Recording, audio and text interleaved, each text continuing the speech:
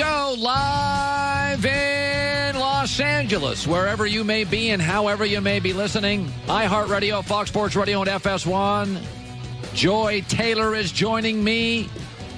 And then we take tomorrow and Friday off, and we don't come back here to these parts until Monday. It's great to have you in. Joy, you've got kind of a Thanksgiving thing going on here. Yeah, I thought it'd be festive for the holidays. Yeah. It's Thanksgiving until, like, right after everyone finishes dinner, and then it's, like, officially Christmas. Then it's officially... we already have the tree up at my house. Oh, yeah, put it up a week ago.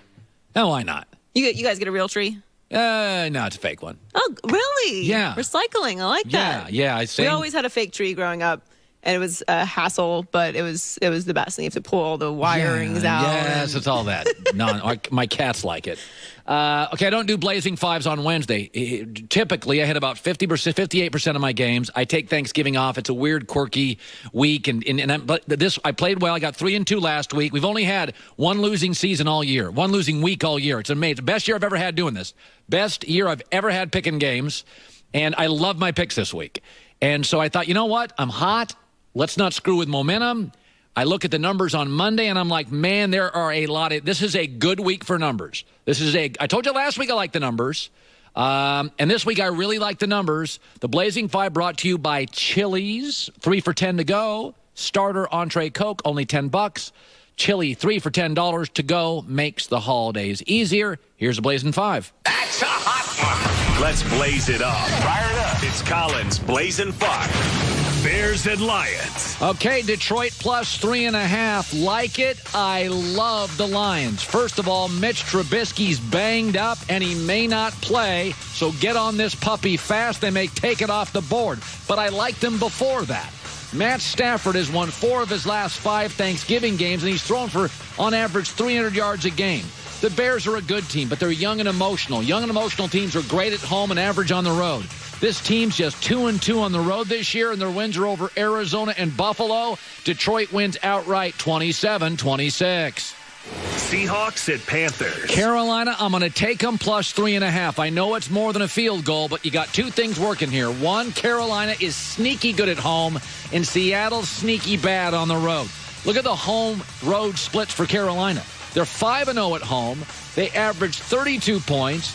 And they don't turn the ball over bizarrely at home either. They're plus 10 turnover differential, best in the league at home. They're a very good red zone offense. Seattle doesn't travel well. I'll swallow the points. Carolina wins 28-23. Browns at Bengals. Like it, I love it. I love Cleveland here. I know. Browns are off a bye. I believe even though they're not a great team, they play with a purpose. Everybody in that building is the Pied Piper is Baker Mayfield.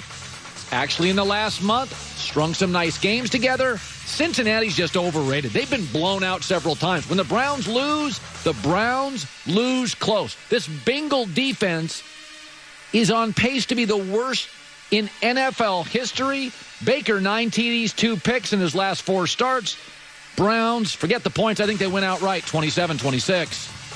Giants at Eagles. Listen, I'll swallow the 6 points and take Philly here. First of all, in the last 2 years, who wins games, Eagles or Giants?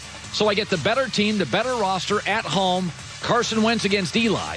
Listen, there are some things Philadelphia does very well, and there's some things that the Giants don't do well. The Giants have won consecutive games, but it's against the Niners and the Bucs. The Giants have the second fewest sacks, 30th ranked third down defense. Say what you want about Philadelphia, but they played earlier this year, and it was an utter blowout, and I think there'll be another blowout at home. Philadelphia wins 28-10. Packers at Vikings. I'm going to go just on the number here. I don't know if Green Bay wins, but I like the number, 3.5 points. Listen, the Packers have the 3rd most sacks in the league. I don't like Kirk Cousins in these big standalone TV games. Aaron Still, touchdown-interception ratio is fantastic, 19 TDs and 1 picks.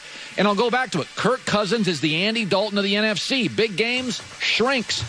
I think Minnesota's the better team, but I like the number at 3.5. Let's call an upset. Green Bay wins it 24-23. A little bit of an upset pick. Not sure how I feel about it. I like the first 4 picks better than that one. But it's my pick. I'm going with it. Aaron Rodgers bouncing back, motivated by Goff and Mahomes and Trubisky and all this offense. There you go. Blazing 5 sponsored by Chili's. 3 for $10 deal. Get a starter, entree, Coke, $10. Perfect play for the busy holidays and your hungry family. By the way, now many of you, after I did that Drew Brees segment, they're saying, Colin, he's always taking shots at Aaron Rodgers. You just don't like the guy. I don't know the guy. Met him one time. I know he doesn't like me. Oh, okay, that's fine. Kevin Durant this weekend didn't like me. It's okay. My job is to give an opinion, be honest and forthright, not suck up to pro athletes. Call them like I see them.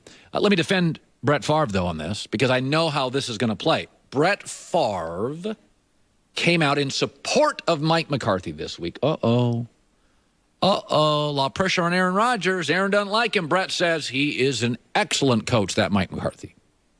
I think Mike is an excellent coach. They have to win, and I think win in a hurry, or something may happen there. I mean, Aaron's playing outstanding and really keeping them in games. Their defense is really, at times, looking really good, opportunistic, aggressive, but I don't see that. I see a lot of potential. I just think that they're underachieving a little bit right now. Okay. Of course, Favre connects with Mike McCarthy. First of all, their personalities, old school, a little stubborn. They're cut from the same cloth. The other thing is McCarthy saved Favre's career. Mike Sherman was a bad NFL coach. Green Bay was 4-12. McCarthy came in and turned it around in 2 years. They went 8-8, and then they went 13-3. So, of course, Favre loves him. I'd love a boss, too, if he resurrected my career. Of course he loves him. The second thing is, never forget this. McCarthy used to be in San Francisco. And as Greg Jennings told us, the former Packer, he didn't love Aaron Rodgers coming out of college. The thing about Aaron Rodgers and Mike McCarthy that people miss sometimes, who was the number 1 overall pick the year Aaron Rodgers came out? Alex Smith. Who was his offensive coordinator? Mike McCarthy. And it would just be so random. And Aaron will take a shot at Mike like, oh, yeah, like how you picked Alex Smith. Yeah, okay. So listen, Favre is gonna love McCarthy. Same personality, cut from the same cloth, resurrected his career. And there's no question that Aaron Rodgers is a different dude than McCarthy. He inherits McCarthy, and McCarthy is like Favre's guy, and McCarthy once passed on him. I'm not a grudge holder, but I don't forget stuff. I forgive and I don't forget. I'm not a grudge holder. But if Aaron Rodgers is like, you're kind of a Favre guy, he's right. McCarthy's kind of a Favre guy. And so if Favre comes out and says, I love Mike McCarthy, I totally get it. Completely, absolutely explainable. I do think McCarthy and Rodgers, 12 years in, time for divorce. There are, you always hear horror stories about bad divorces. McCarthy will get another job. Aaron will get a more progressive offensive mind. It'll all be good. Aaron will have, after this year, another good 4 years. I hope he lasts physically. Khalil Mack, twice a year. Vikings defense, twice a year. But Aaron's going to have a nice 4 years after this year. They're not going to make the playoffs this year. In fact, we do this thing called the herd hierarchy every week. We haven't had Green Bay. Have we had Green Bay in the top 10 since week 1? The 2 teams I bought into early. I didn't buy into Green Bay early this year. I haven't had them in herd hierarchy in 3 months. I mean, I just didn't buy them this year. After about week 3, I was out on them. And Saints, we bought them before everybody else did. We said they're better than the Rams, they're better than the Steelers, they're better than the Chiefs for 2 reasons. You can't run on them, and their offensive line now is the best in football. But Aaron's going to have a good 4 years after McCarthy, and McCarthy's going to get picked up by somebody. He will. I'm not sure the list will be long for McCarthy, but he'll get picked up by somebody. We got a lot. TJ Hushman's coming up next. I love him. A truth teller, an honesty broker. Joel Klatt's coming on. I believe Bama, Clemson, Notre Dame are the best 3, and the 4th spot should go to Oklahoma. I don't want to hear about their defense, and Joel Klatt's not going to like that. So we're going to argue about that in about 25 minutes. The weather is getting cold. It is easy right now to talk yourself into staying in bed for an hour, right? I get it. Casper mattress makes it really tempting to hide under those sheets.